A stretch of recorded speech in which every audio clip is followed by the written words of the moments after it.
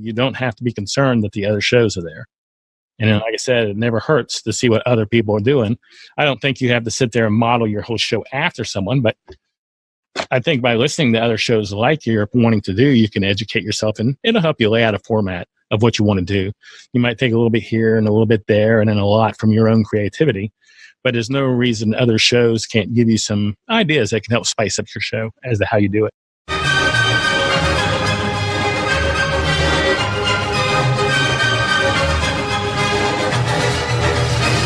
So you're a smart business committed to innovation, to service and to modern marketing. And you're asking, what's next? Wondering how you can become even more innovative. My name is Jürgen Strauss from InnovaBuzz, and this is the InnovaBuzz podcast, where we share all kinds of tips, advice and interview guests on all things innovation and leadership in modern marketing. Hi innovators, it's time for another episode and it's great to be back with you. I hope you've had an awesome week so far. I'm really excited to have on the InnovaBuzz podcast as my guest today, Gary Leland. Gary is a media producer, a keynote speaker, a prolific podcaster, and I mean prolific. He's a podcasting Hall of Famer, an author, an entrepreneur, and most recently a crypto enthusiast, as he describes it. He's also co-founder of Podcast Movement, the largest podcasting conference in the world. Gary first began building e-commerce websites way back in 1996. Just to put that in perspective, that's before Google was around. He produced his first podcast in 2004, and now he's educating people in all things cryptocurrency based on what he's learnt in his own podcasts on that topic. He's also speaking, organising the Podcast Movement annual conference, and hosting and publishing 12 podcasts and 9 video shows at the last count. A very busy man. Today's episode is brought to you by the Transformational Marketing Hub, where you'll find a host of free and exceptionally useful information to help you transform your marketing. Now you can access the Transformational Marketing Hub by visiting innovabiz.co/VIP. That's innovabiz.co/VIP. If you don't yet have an account, just click the blue Take a Peek Inside button and you'll see what's there and can decide whether it's for you or not. As I said, it's free and exceptionally useful, and especially for you, my podcast audience. In our discussion, Gary talked to me about the importance of keeping up to date with what's happening in the world and to recognise needs and opportunities to improve things, make them better, which is, in fact, innovation. He gave us tips for starting a podcast or a video show and where to get ideas from when you first get started. And he talked to me about using your podcast to learn about topics that are of interest to you and that you're passionate about. Without further ado, then, let's fly into the hive and get the buzz from Gary Leland.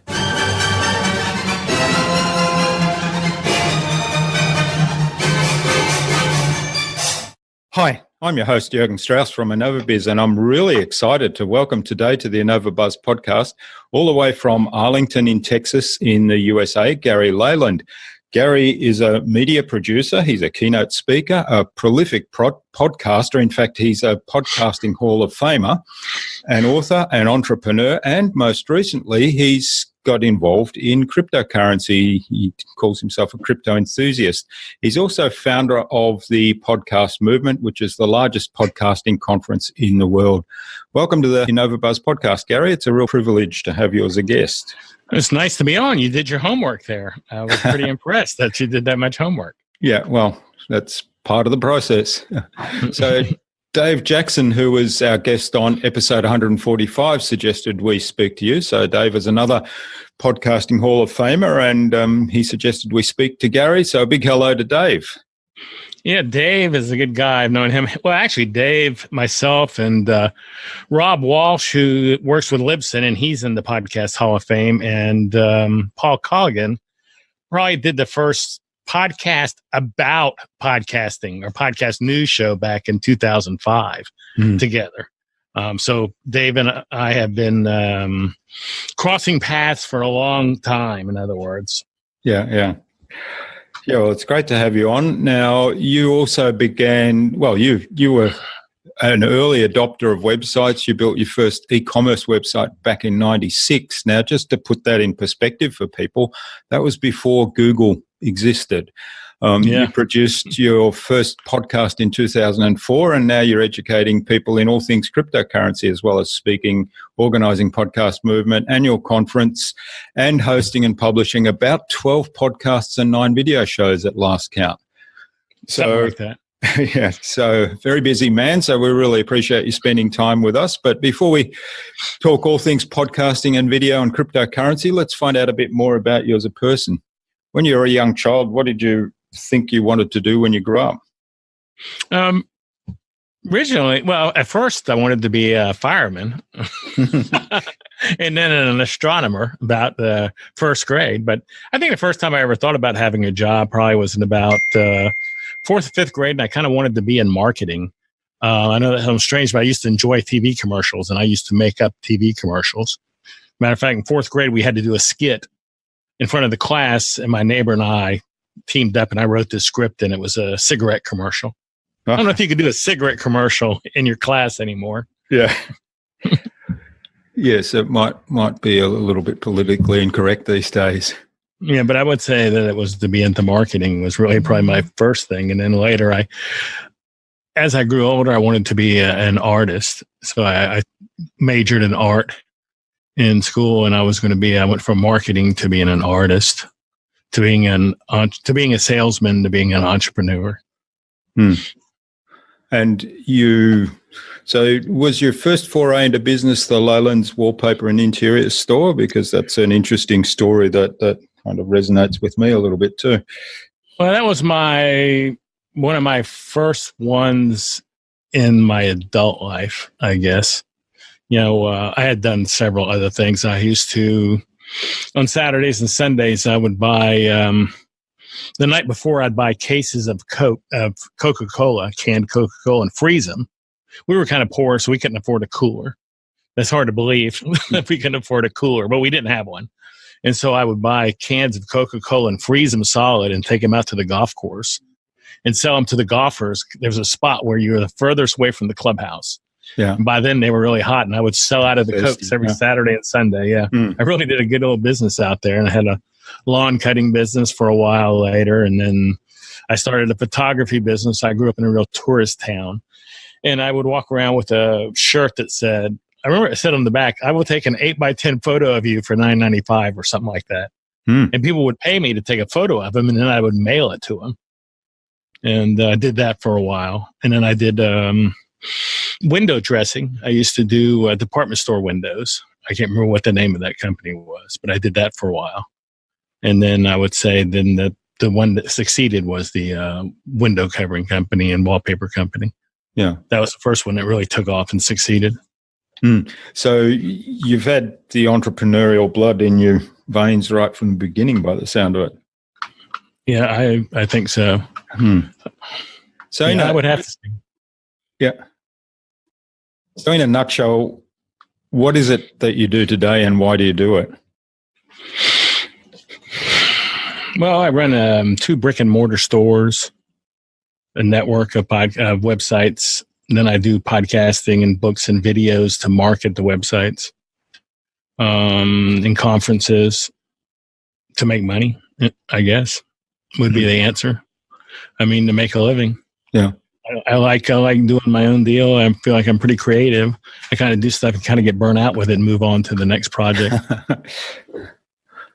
But you keep them going though, which is really interesting. I've never been figuring out how to sell them. Now, I'm really fascinated by the story in particular. I mean, we'll talk podcasting in some more detail because a lot of my audience is really interested in podcast as a medium. But I'm really fascinated by what you've done with the podcast to drive traffic or to drive customers back to your Leland's wallpaper and interiors, because that's kind of relates to something that we did in my corporate days, well before Google as well, which was starting up the Paint Quality Institute, which was an online information portal, really. But what you've done is started a podcast that talks about, and I can't remember the name of the show off the top of my head now, so you'll have to help me with that, but talks about a TV show renovation of buildings, and use that as educating your audience that then are interested in buying wallpaper and buying interior decoration material. Yeah, that's well, we have two of them. We have Fixer Upper podcast, which is about the Fixer Upper TV show. And then we have the Hometown podcast, which is about the Hometown TV show. They're both home and garden TV, HGTV shows. And we watch the episode, and then we record a podcast about our thoughts on the episode and what we liked. And during the podcast, we market and by talking, not really commercial, but we market our decorating websites by talking about them, especially if we see a wallpaper in the house, whether it's an old one they're tearing down or a new one they're putting up, then we can mark that into talking about our wallpaper store. And so that's one of the ways we market the stores. But all my podcasts, I put together to market products or stores or websites or something I do. So I don't really hunt for sponsors because I am the sponsor. I create the shows to sell my products or help sell my products. Yeah. Well, there's a couple of things I really like about that, apart from, that I can relate to how you've taken that home decorating show, which is presumably that they're very popular in the area where they run, and you've piggybacked off that to provide people more information through a podcast and it's the right audience, which is the really key thing. Giving them some more information. It's definitely a targeted audience. And I think you do that with most of your shows. Most people go into podcasting and have this idea of somebody will sponsor me and I'll get advertising dollars. But the reality is that very few shows get to the level of audience where big advertisers are keen to spend money on them, isn't it? Yeah, most people I know that make big money off a podcast sell something, whether it's a class or training or a book or how to, and in my case, it's a physical product. So most people that I know that make good money off of a podcast do not make it from a sponsor. They may make some from a sponsor, but that's a small part of their revenue from their podcast. So I kind of feel like if that's your train of thinking, I'm going to create this podcast and all these sponsors are going to flock to my website and advertise because they can be on my podcast, you're probably going to not last very long. You probably get tired of doing all this work when you realize no one's advertising. Yeah, be disappointed. All right. So what's the process you go through then in starting up a podcast and getting it launched and getting it out in front of the right audience? Well, I really don't have a very difficult podcast. Our process, with the crypto pod, my newest adventure is into, as you said, Bitcoin and cryptocurrency. And I started the Crypto Cousins podcast, I guess a little over a year ago because I was getting into the field, and I didn't start it as much to sell as I did to educate myself. To me, there's two things you can do with podcasts. You can sell stuff or you can use them for education. I can get the top people in the world. I mean, I've had billionaires on my show to educate me about cryptocurrency. And I can ask these people who know it way better than I do at a much higher level than I do, at a level I may never be at. And I can ask them personal questions just by having them on my show. Yeah. And that was the purpose of the Crypto Cousins show and the Gary Leland show when I was running it. For instance, on the Gary Leland show, I wanted to get into Amazon. So there's a guy named Chris Green. He does about $200,000 a month on Amazon. So I asked him if he'd come on the show when I was setting up Amazon. He said, sure. So I talked to him for an hour about Amazon on my show and asked him all the questions I wanted to know. So I got a personal one-on-one training from one of the top guys in the world on Amazon sales. And if I'd have just called Chris and said, hey, Chris, can I talk to you for about an hour and you tell me how to do Amazon? Yeah.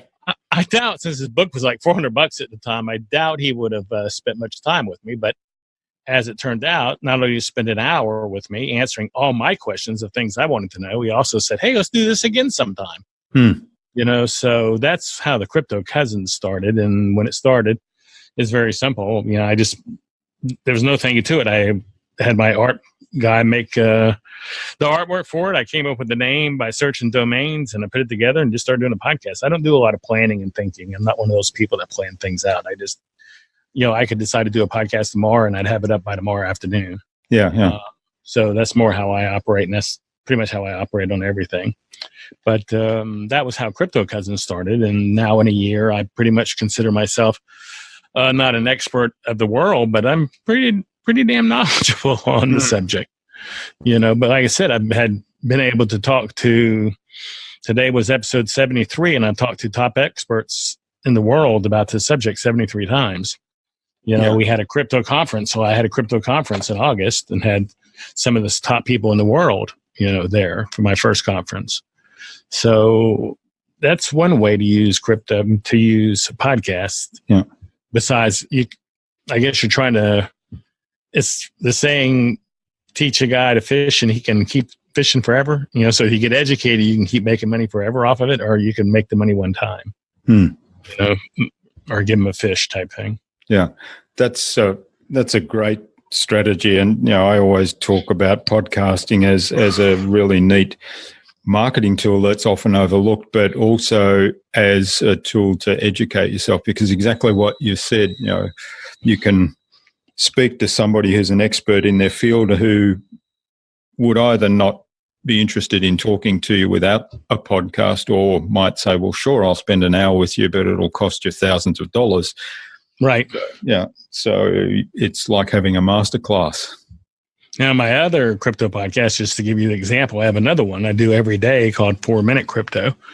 And now that one is a marketing podcast. During every episode, I put in a commercial, call it a plug or whatever for my convention, or a website of mine.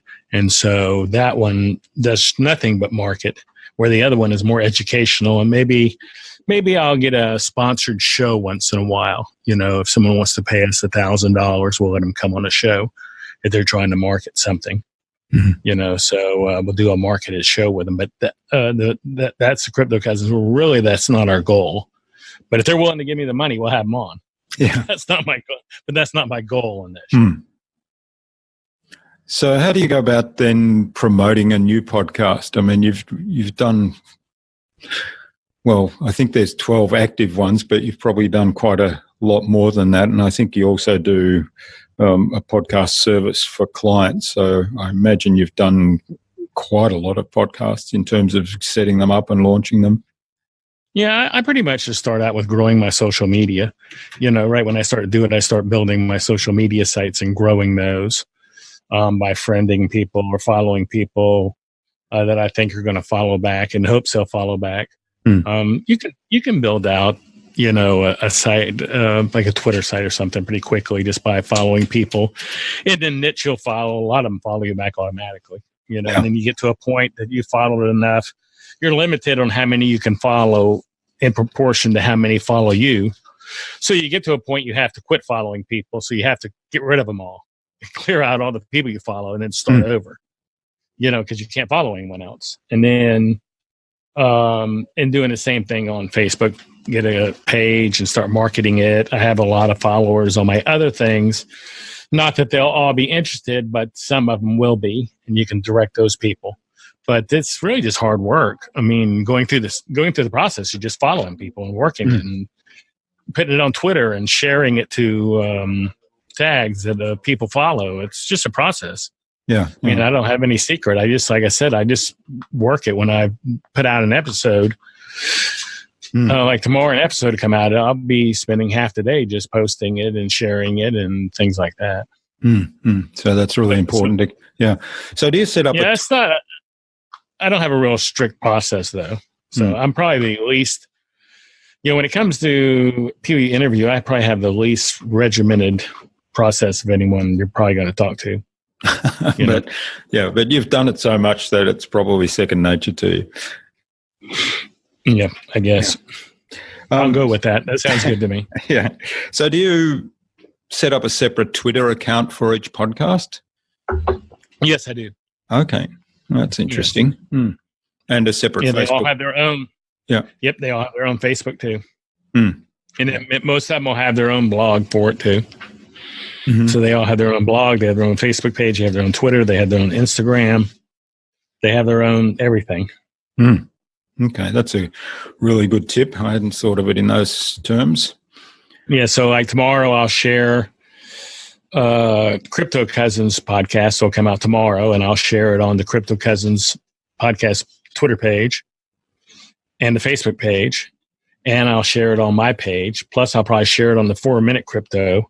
So, a lot of the things are similar, so you can share them on other things. When I share the Fixer Upper podcast, I share that on the Fixer Upper podcast and on my personal page. I'll probably share it also on Hometown and then on their Facebook pages because they're similar interests. I wouldn't really share that on I wouldn't really share the crypto podcast, for instance, on the Fast Pitch TV, Fast Pitch Softball TV Facebook page. Because there's no similarity interest there. But if it's one of my shows and it has a crossover audience, I'll share it on the media I built for for another show. Yeah. So the Fast Pitch podcast, or that's actually a TV show, isn't it? So you do video with it's a video podcast. So I have the Fast Pitch TV show, which is a video podcast, and I have the Fast Pitch radio show, which is an audio podcast. Okay. So two separate things. So how did you get involved? Because I know you're really passionate about softball. How did you get involved in that? And talk us through, because you made an interesting comment on an interview I heard where you said, I became the press, which is a fascinating take on, how you used podcasting to get into the games and get access to players and so on. Yeah, I did become I am the press. I just started working at that. Probably was like my first podcast back in 2004 was a sports podcast, which evolved into Fast Pitch TV as video came, and I just started going to events, asking for press passes and stuff, and very quickly, it didn't take long at all. I was going to the College World Series for softball as the press. Had field passes, had press passes to sit inside, which is a big deal in Oklahoma City in July with 105 degrees. So that quickly became that. And, there's really no event that I go to at that level that I'm not known by a ton of people now that have watched my media. Mm-hmm. Now, if I go to something local, out of the fields, people don't know who I am. But if I go to a national event, I'm pretty well kind of like a semi-celebrity at that event for softball. But I worked that into being press. I know most of the Olympians now. I've interviewed most Olympians, most college coaches that are winning coaches. But after a point in time, I became the press, and I could do that because I had a small niche. If I'd have been, I don't think I could have accomplished that if I'd have been doing baseball, because baseball is so big here in the States, where girls softball is not that big. So I wasn't competing with major television networks, because they weren't even covering it hardly. Yeah. So because of the fact that I was giving them so much press compared to the amount anyone else gave them, I quickly became in that niche, the press. So like I said, a niche is a good thing. You can dominate a niche. It's hard to dominate a mainstream because there are a lot bigger players in there going after that mainstream stuff. Yeah, it's really good advice there. And I'm fascinated though. How did you decide that you wanted to cover softball? Was that through your to market my softball business? I have a softball business. Oh, okay. And as I said earlier, everything I've done podcasting wise has been market my business.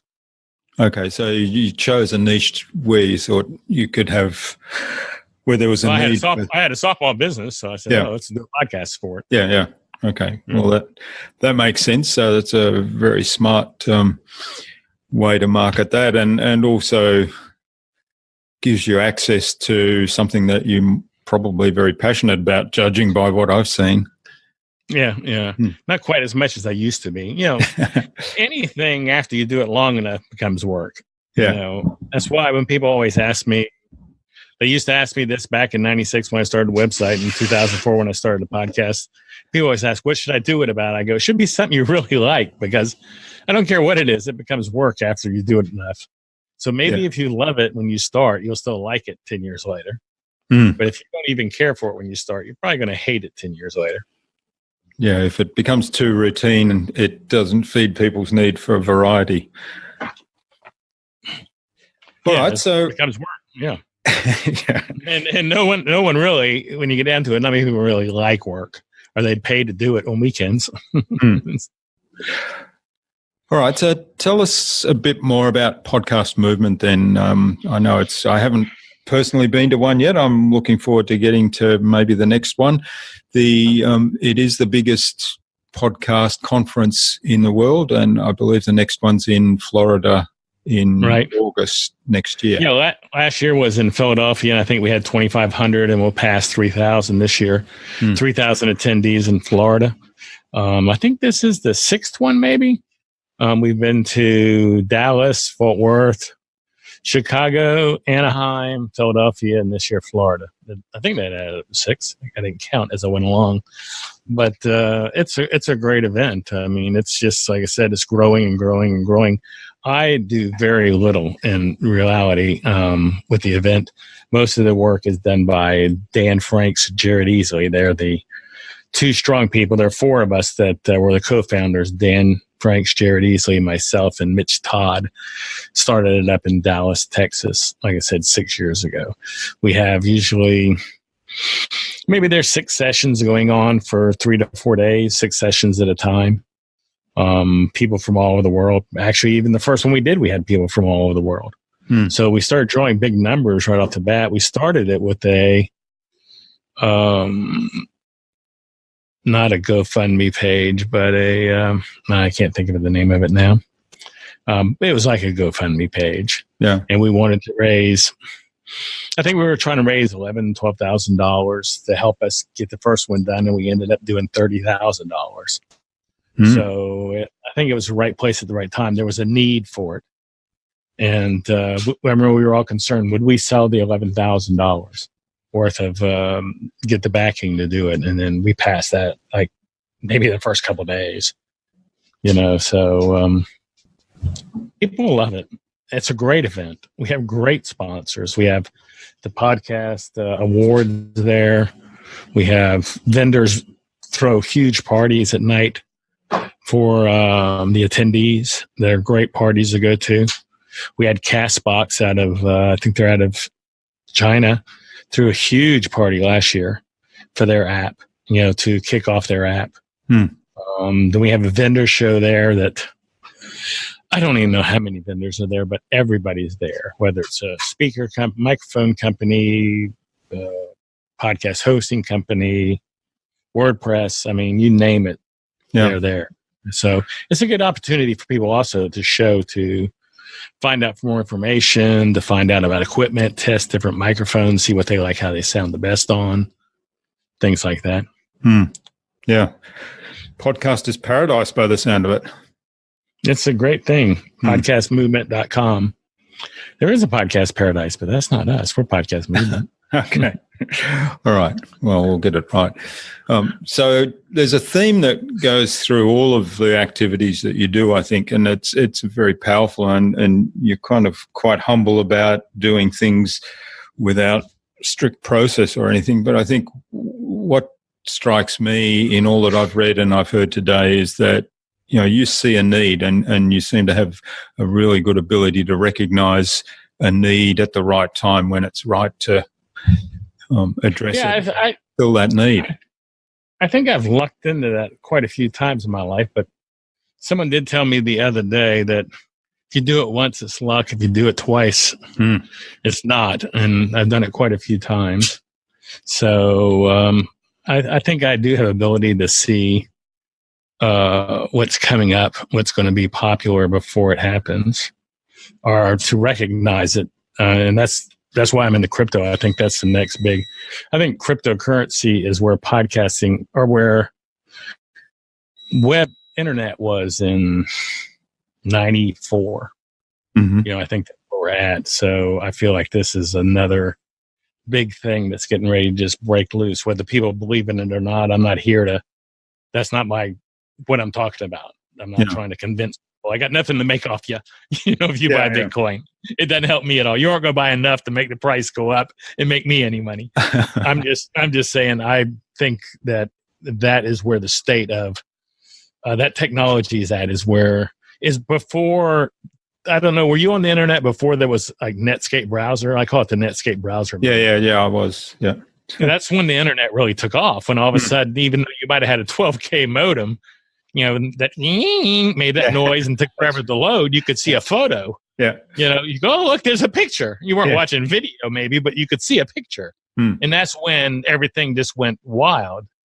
And that moment hasn't happened yet in that technology. So I think we're at the pre-Netscape moment in that technology. So that's why I'm involved in that heavily, because I think that's going to be the next breakout thing that's going to change everything like the internet did. But yeah, I seem to be pretty good at seeing that stuff ahead of time. So I don't know what that's called. I don't think it's called necessarily being smart. I think it's paying attention. Yeah. Well, a lot of it probably is paying attention. Yeah, it's an interesting analogy to compare that to the birth of the internet. And there's quite a few things around where, there were those trigger things that just all of a sudden turned something that was kind of simmering along and perhaps just floundering a bit. All of a sudden something happened and it kind of took the world by storm. Yeah. And like I said, we haven't had that moment yet in this technology, but it is a technology. Don't make any doubts about it. It's not, it is a currency also, but that's not the thing that's appeals to me. It's the technology of it. Yeah. So as that technology grows, well, the currency will become more in use also, which I have no problems on making money off of it. But that'll be why. All right. Well, I haven't really delved into crypto much myself. Like I said, I'm not trying to sell you on it. No, I got nothing to make off you on it. I will pay more attention to what's going on, because I agree with you. The blockchain technology, I think, is something that's got huge potential and could revolutionize the whole e-commerce transactions and even more. So, well, Castbox now, out of China, that listening app or podcasting app pays shows in crypto. People can get crypto for listening and give it to tips to shows they like, in the marketplace. So it's creeping into podcasting. Yeah. Well, I've just started using Brave browser. I don't know if you know that. Yeah, you get the BAT token. That's right. Yeah. So the way its model is that they block all advertising by default, and so you then reward websites that you want to see and advertising you want to see by awarding points and so on. And I think there's crypto. The BAT token's worth 13 cents right now, 13.9 cents per token, but you're getting it free. I mean, so it's just like it's free money. So it's definitely finding its way into apps and into the internet. Yeah, I think I may be wrong, but gosh, the guy who invented the Brave browser, he did something really big, like maybe was one of the founders of Netscape or something. I don't know why that's just coming to my mind for some reason, but if you looked up his history, you go, oh my gosh, this guy really knows his stuff, whoever this guy is. This isn't some guy just messing around. This is a guy who knows his stuff. I don't know why I think it's Netscape he invented, but it's something like that, something really big that he invented. So he's not just some joker. Okay. And I like the Brave browser. I'm enjoying it. I have it set up. All right. Now, sorry if I get off the subject, though. Yeah, no, that's fine. I brought it up. So, what I was going to ask about is what's your advice? What advice would you give for somebody that is keen to start a podcast but kind of isn't sure how to get started? Well, I'd say a couple of things. I'd say number one, and they kind of go together. Number one, don't be concerned if there are a lot of other people doing a podcast in the same niche that you want to do it in. There's no reason yours couldn't be the best. I mean, there's no reason you might not be covering better points than they do. I'm one of those ones, though, when I started Crypto Cousins, I subscribed to every crypto podcast I could find, and for a month, during that month, I must have listened to 500 episodes of different podcasts, just to see what other people was doing. Not necessarily to copy them, but to get ideas. Yeah. And let's face it, you can only make the wheel so many ways. You know what I mean? Yeah.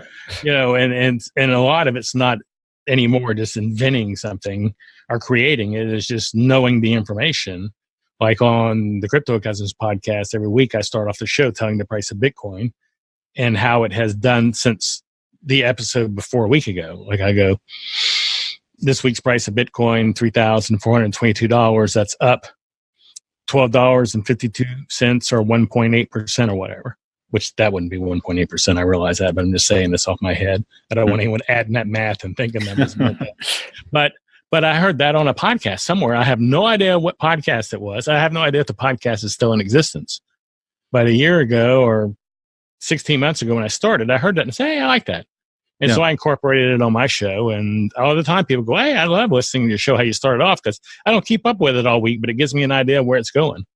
So there's little things you can learn from doing other people's shows. So to me, like I said, don't be scared of a niche that's full. There can be, I can tell you right now, in crypto, I've never seen such a crowded niche. Like I said earlier, fast pitch softball, empty. Cryptocurrency, huge, tons of shows. I can't believe how many shows there are. But I'm still I just got something the other day for the top 10 podcasts in crypto.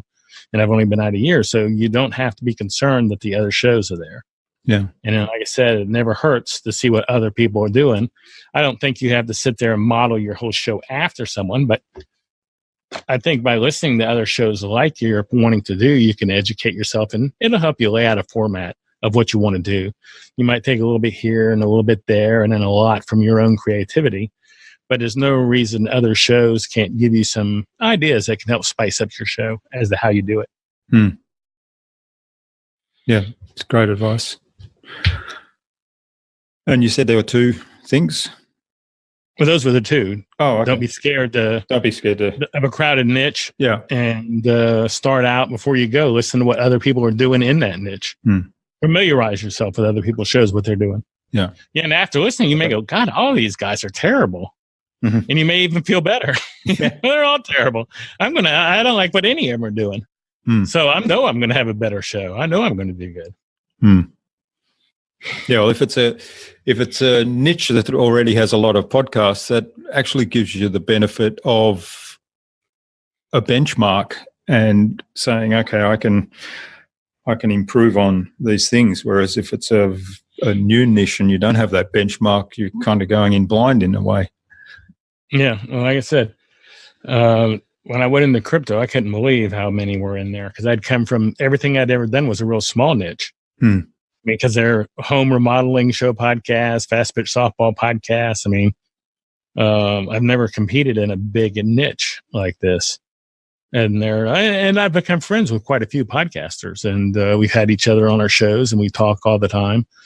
And we're thinking about starting a thing where we're helping each other out, promote all our shows.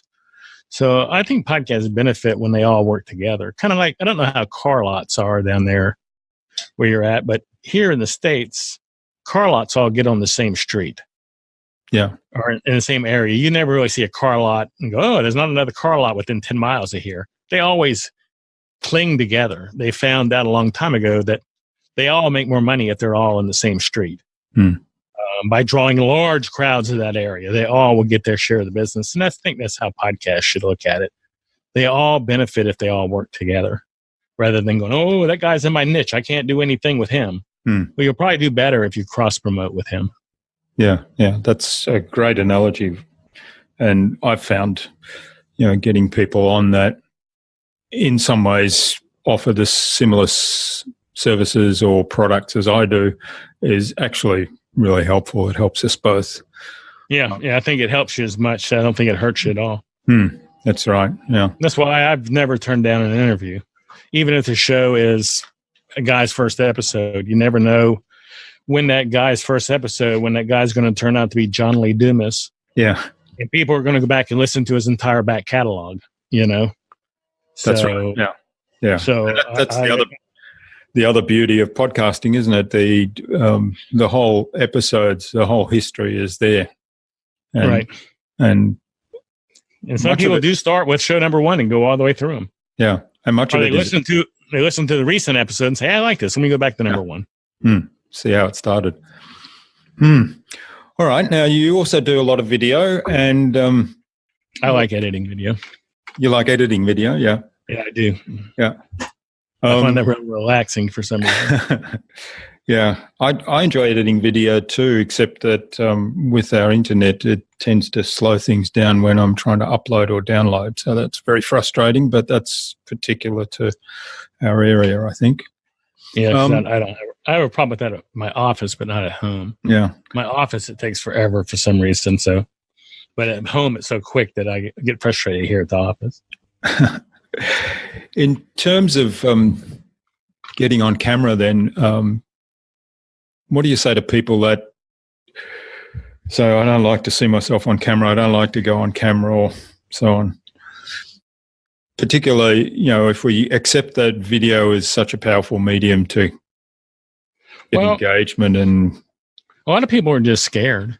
I think, when back in 2004, when I did my first podcast, it was an audio podcast, and I went into my company warehouse, and I was the only one. I took my laptop over there with my mic, and I was the only one in a 900 square foot warehouse. Nobody was in the building except for me, and I was really scared when I was recording this podcast because I knew people would hear it.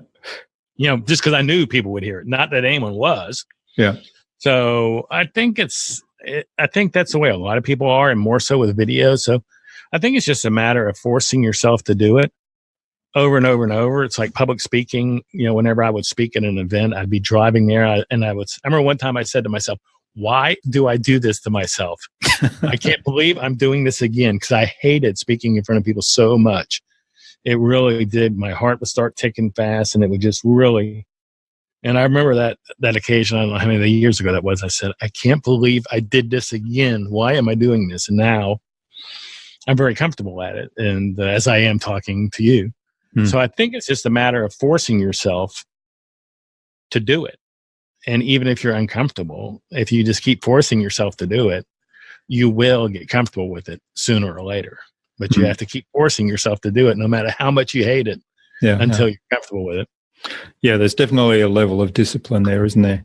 One of our recent guests, Linda Ugolo, talked about the fear of public speaking, and she coaches people on that. And her take was quite interesting in that she said, you can embrace the fear and you can still enjoy the attention you get from being on stage and delivering some value to your audience.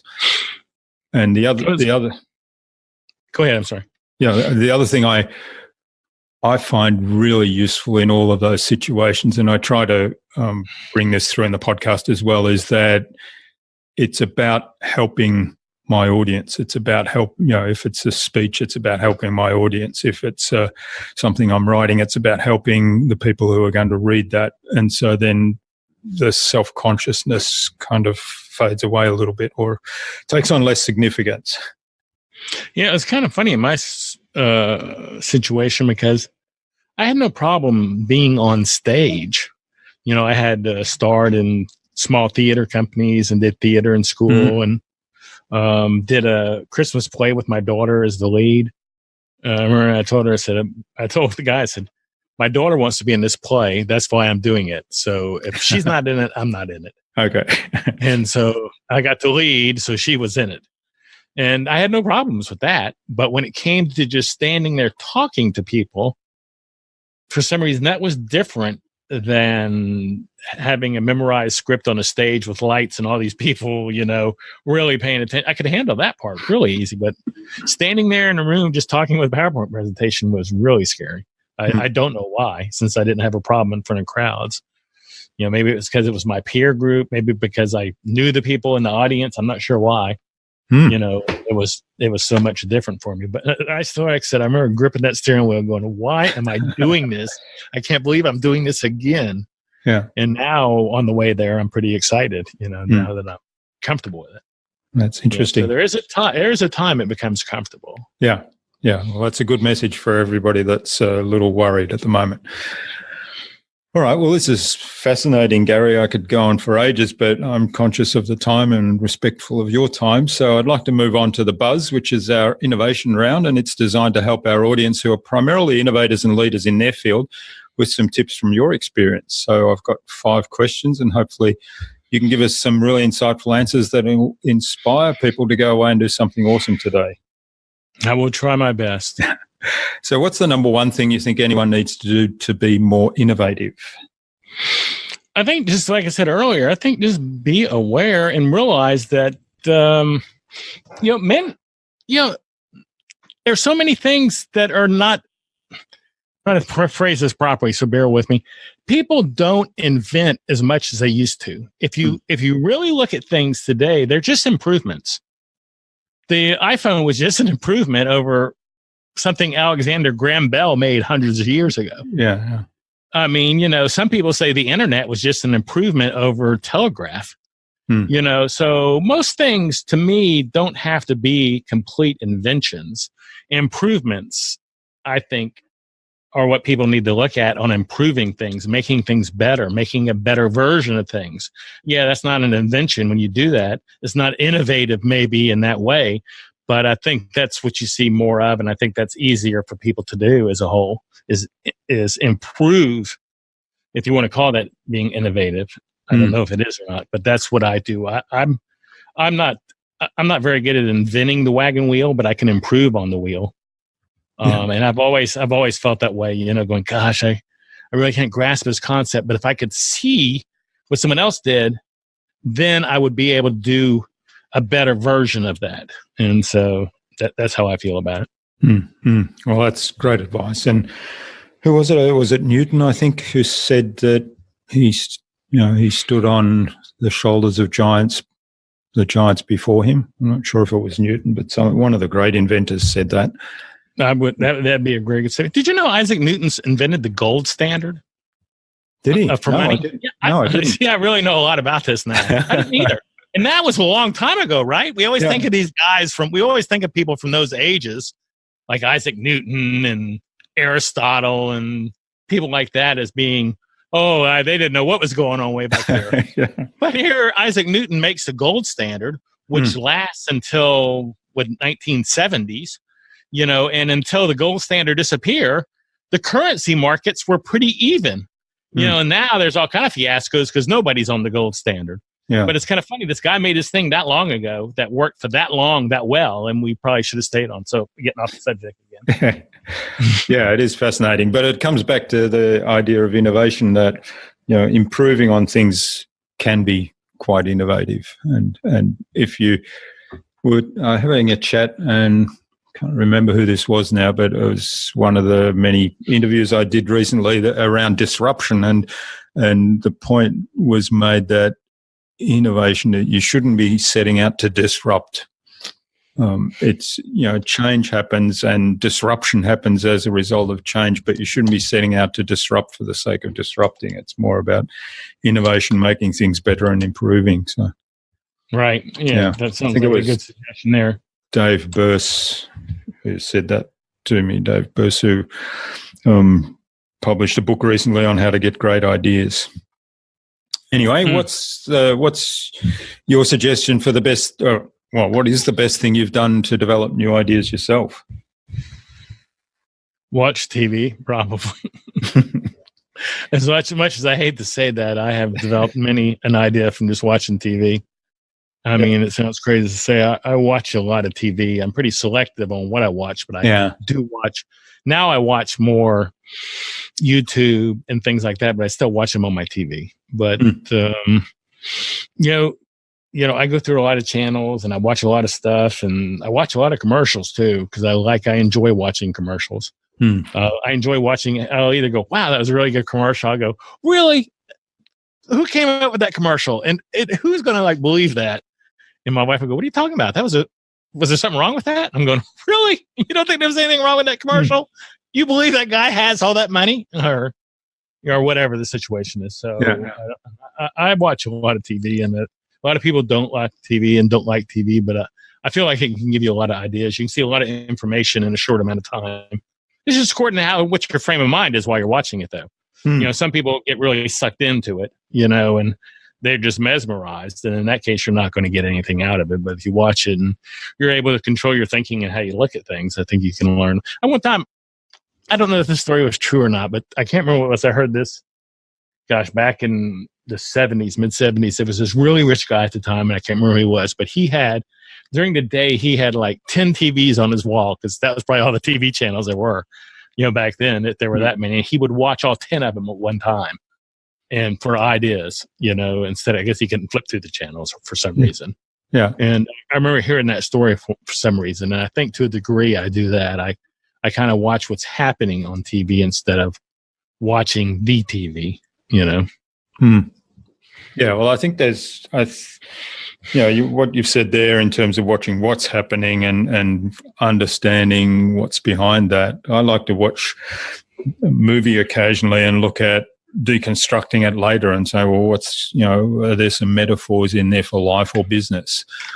So I guess that's another example of how you might be able to approach that to get ideas. Yeah, I usually, when I watch a movie, I usually break it down and go, "That's impossible." And I'll break it down and I go, "Gary, it's a movie about a guy flying. It's all impossible." Going, but there's no way he could have done this. I go, "He couldn't fly either, Gary." So get Yes, but All right, we'll move on. I don't know if that's the answer your audience wants. Otherwise, I was just going to follow that path a little bit, but that could take ages. So what's your favorite tool or system for improving productivity and allowing you to be more innovative? I'd say the way I have my my display system set up on my computers. I run 4 monitors here, and on every monitor I have a different browser with the sites on it that I want to use for that niche or genre. Or, I have one browser, it's a Google browser, and it's just set up for things that I'm going to use on the 4-Minute Crypto Show. And I have another browser that's set up just for the Crypto Cousins. And I have another browser that's just set up for me, for Gary Leland. And I have another browser that's set up for my wallpaper industry. So I can look at all these and go where I want to instantaneously. It really helps me operate. I have a lot of screens with a lot of browsers. And a lot of people come and go, "Oh, how do you use all that?" But I know which screen is which browser. So I know if I need to go work on the wallpaper stuff, I go over to browser C, and all my tabs are there when I open it. I have all my tabs there, so I can click on the tab I need to go to. So when my computer comes on, all these browsers open and go to where they're supposed to go. And, they all have the tabs on them already, so that I can go to all, like on this browser here, this is my crypto browser. There's 15 tabs, that it opens up with approximately. So those are the 15 most popular sites that I use on that browser. So I can just go straight to it. So, and then I use Mailplane for my mail, which I really like a lot, because I use Gmail, and it's a Gmail, so I can work up to 6 different Gmail addresses with that one browser, plus 2 Google calendars that I use, according to whether it's my personal stuff or my crypto stuff. So, and that's the same thing on Mailplane. It has tabs at the top for every Gmail account I have that I use Gmail on. And I can swing back and forth to there. And since there's only like 8 of those that I use, I can really swing back and forth pretty easy. I don't need several monitors for that. So I'd say it's my setup, that I use. Instead of a tool someone else made. Yeah. That's really interesting. I'm envious in some ways. I've got 3 monitors and I've got lots of browsers open in different things, and I keep thinking I don't have enough browsers open, but obviously the more browsers you open up, the more it slows down the computer, and I've probably hit the limit of what my system can handle at the moment. But I do find it really useful to have things at your fingertips, like you say. Yeah, like I said, it's not a real technical tool. I do use some tools I like Final Cut and GarageBand and Mailplane, which I just named, and Wunderlist and things like that. But I'd say, as far as being able to operate during the day, it's my setup, my basic setup. All right. And what's the best way to keep a project on track? That's a really bad one to ask me, because as I said earlier, I don't have a set format. I just work on stuff. I use Wonderly or Wunderlist, and keep. And I've just started using that recently, which I'd really like it a lot, to keep things I have to take care of on there. And but for the most part, I'm not very good at keeping on track at all. I jump from thing to thing. So I could have tried to come up with some great idea, but I just really am not good at keeping on track. Okay. All right. Well, I really am not. I just all of a sudden look and go, okay, I got some time. Let's go finish writing a chapter of the book. And I'll work on that for, 20 minutes, and I go, okay, I'm tired of working on this, and I'll go to do something else. So I hop around a lot. That's why I like so many browsers open. I hop around a lot. Yeah. I think it's something to do. I think I'm attention deficit. And my wife says I am, and so I have to move from one thing to another.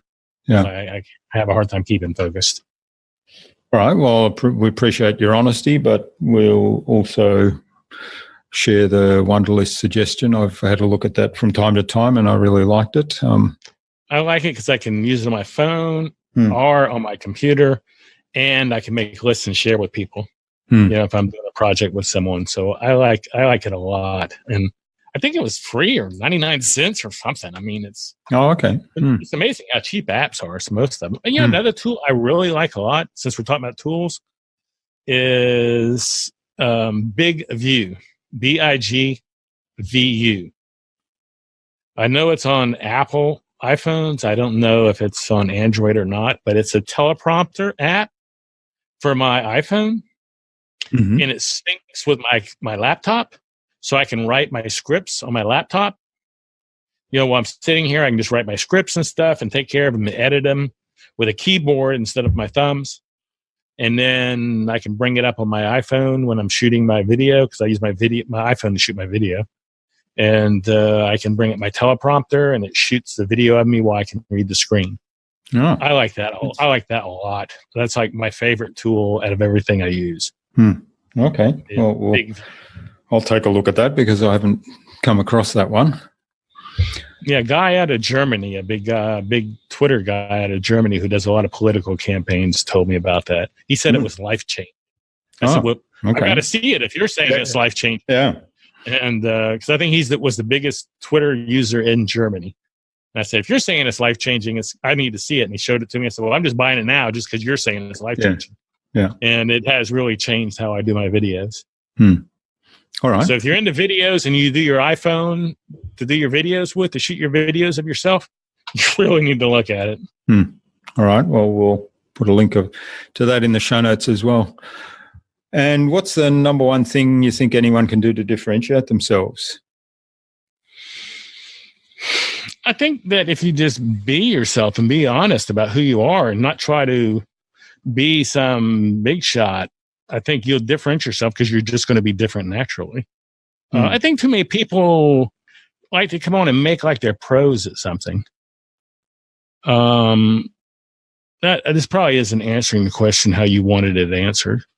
I just see a lot of people who get on shows, and all of a sudden they're starting out a show and they act like they're the most knowledgeable person in the world, and they're not different. They're not being themselves, so they're just sounding like everybody else. I ran into a guy last month at the Texas Bitcoin conference. Of course, everything I'm talking about is crypto because that's what I'm really obsessed with right now.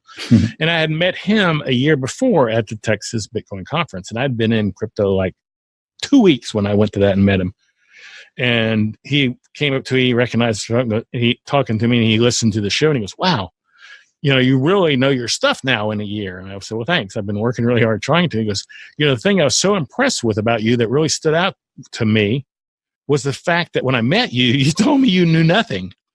No one comes up to me and tells me they know nothing at a conference like this. They always tell me they know they're big time. And I said, yeah, well, I knew nothing. I just was being honest.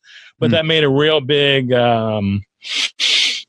effect on him. He remembered that, where if I had been one of the people who said, oh, I know everything, he may not have remembered me a year later. And he is kind of a big shot. Yeah. So I felt like the fact that I was myself and I was true to who I am really did help me stand out. Yeah, that's really great advice. I mean, a lot of people pick a model, and instead of learning from that model and treating them as a mentor or virtual mentor, if they don't have a direct relationship, they copy them and they kind of try to be that person. I agree completely. It's like when I tell people who come to work for me here that are answering the phone, taking orders when people call in from the website. For some reason, some people want to call in instead of using the ordering online. And I say, hey, tell them you're new. If you tell them you're new, they're going to be patient with you. Yeah. If you act like you're a seasoned pro, and you can't do it, they're going to be frustrated with you and start calling you a dummy. Going, what kind of? But if they know you're new, they're going to be really patient with you. So tell the people, I'll take your order, but I'm kind of new, so please bear with me. And then they'll bear with you. So tell them the truth. Just be honest with them.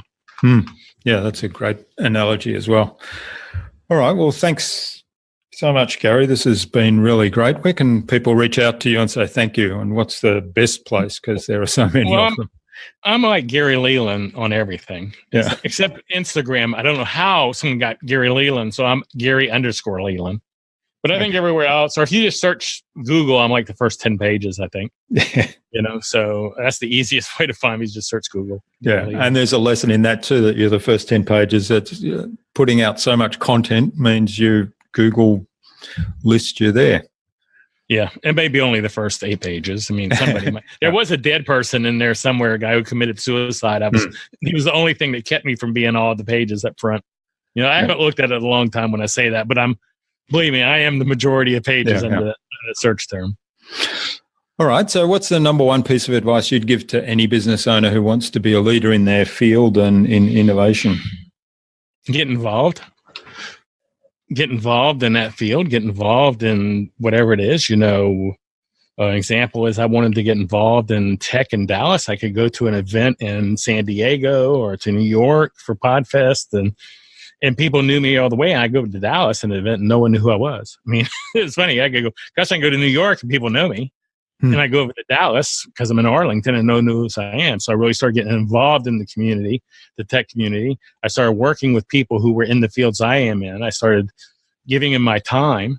I was really involved in WordPress. So I got involved in the WordPress community over there and started videotaping their speakers for them.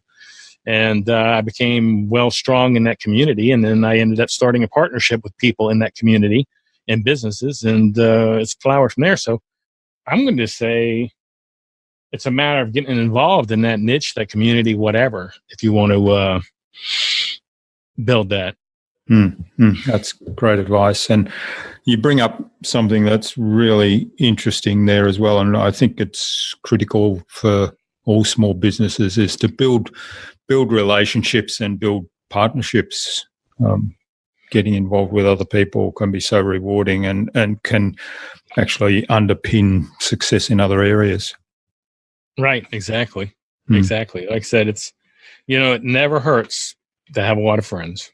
Yeah. All right. It's hard to make it. Yeah, that's right. Finally, then, who would you like me to interview on a future InnovaBuzz podcast and why? Have you interviewed Rob Walsh? No, I haven't. I'd like you to interview, I'm going to give you 2 people I'd like you to interview. So instead of one, I'd like you to interview Rob Walsh with Libsyn. Rob was I I think Rob may have been the first person in the world to quit a job just to do podcasting back in 2004. So, and he was one of the co-hosts on Today in Podcasting with Dave Jackson and myself, the first podcast news show about podcasting. And the other person I'm going to give you the name is Paul Colligan. Paul, yeah. Paul wrote the Podcast Bible back in 2005. He's one of the original podcasters, and he was the other co-host on Today in Podcasting. So him, Rob, and Dave Jackson and I. So I'm going to try to finish out the Today in Podcasting crew by giving you those two names. And like I said, Rob's in the Hall of Fame. Dave's in the Hall of Fame. I'm in the Hall of Fame, and I look forward to Paul going in the Hall of Fame soon. All right. Well, so I'll complete the set. Paul's a marketing. I consider Paul a marketing whiz. Yeah, he is. Yeah, I've been following Paul. Actually, I think I've been following Paul since before he started his podcast because he was doing a lot of marketing stuff that I was interested in. He's been doing it forever. I mean, I've done several things, and I've called up Paul and say, Paul, I'm stealing your idea, and I'm doing it for softball. He might have been doing it for something else, for blogs or for WordPress. I said, that's a great idea. I'm stealing it and doing that same thing, but for softball. Yeah. So I've done that several times, has stolen his idea and moved it over to my niche because no one in my niche was doing that idea. Like he did a book, 100 YouTube tips, and had people all write chapters. I didn't know if it was 100. It was YouTube tips. And he had people write chapters, and I wrote a chapter on it because I've had like 4.5 million views. I looked the other day on my YouTube channel. And so I wrote a chapter, and a bunch of people did. And I said, well, gosh, I told him, I'm going to steal that idea and do a podcasting book. So I wrote a podcasting book, 100 podcast tips. Yeah. And I had like 100 of the world's top podcasters all give me a tip. And some of them were 2 or 3 page tips, 1-page tips. And so I've stole Paul ideas a lot of time. But I always tell them I'm going to do it. So I'm up front with them. Yeah. All right. Well, Rob and Paul, keep an eye on your inboxes for an invitation from us to the InnovaBuzz podcast, courtesy of Gary Leland. So really looking forward to those. All right, Gary. And they're both good guys. They're both good guys. So thanks for sharing your time and your insights with us so generously today, Gary. I've learned a lot. I've written down a whole bunch of notes. I might even have a couple of ideas there that I'll steal from you. I'll let you know. And that's fine. I know. Like I said, no one's, the wheel's already been invented. All you can do is prove it from here. Yeah. There's not many inventions. I was listening to a show the other day, the amount of inventions that are made now, if you really take them, that most of them are not inventions. And the most inventions were made in the 1800s compared to now. The amount made in the 1800s was humongous. Yeah. I mean, it was like a historic amount of inventions, especially compared to now. Yeah. So we all improve on ideas and refine them. Yeah. All right. Yeah, it's like the digital clock was just, was there a watch before that? And then there was a sundial before that. I mean, that's right. Yeah. It was just an improvement. Someone already invented the watch or the clock or whatever you want to call it. So exactly. Okay. And the planets have been moving around the sun for quite a few years. Yeah, except we got rid of one, right? Pluto. Yeah. All right. Well, thanks, Gary. I wish you all the best for the future, and let's keep in touch. Sure. Sounds good. Thanks for having me on. Good luck to you.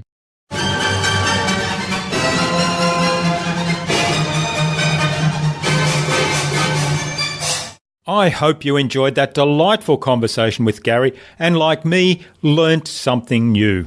Gary's involved in so many activities, all of which are quite successful. And for me, the theme that came through was his ability to see a need and find a way to deliver a product or service to fill that need. Of course, there was so much more valuable information in the interview with Gary, from tips about podcasting, about video, about speaking, and even about cryptocurrency. I'd love to know what you took away from Gary's episode. Leave a comment below the blog post, which can be found at innovabiz.co/Gary Leland. That is GaryLeland, all lowercase, all one word, innovabiz.co/Gary Leland. You'll also find contact information for getting in touch with Gary there, as well as links to his websites and some of the other things we spoke about. Gary suggested I interview Rob Walsh from Libsyn and Paul Colligan, another podcasting expert, on a future InnovaBuzz podcast. So Rob and Paul, keep an eye on your inboxes for an invitation from us to the InnovaBuzz podcast, courtesy of Gary Leland. Remember to visit innovabiz.co/VIP to access the Transformational Marketing Hub and all its free and exceptionally useful information to help you transform your marketing. Stay connected. Head on over to iTunes or Stitcher or Pocket Casts and subscribe to the InnovaBuzz podcast so you make sure you'll never miss another episode. We'd also love you to leave us a review because what you think matters. Take some of the ideas you've heard today and apply them in your business. Any thoughts, ideas, suggestions or questions, share them in the comments below the blog post. And remember, if you want to get better marketing results than you ever have, join our fantastic LinkedIn community at the Transformational Marketing Academy. All you have to do is go to innovabiz.co/TMAC. It's free to join. Hope to see you there soon. Until next time, I'm Jürgen Strauss from InnovaBiz. Remember to be awesome and keep innovating.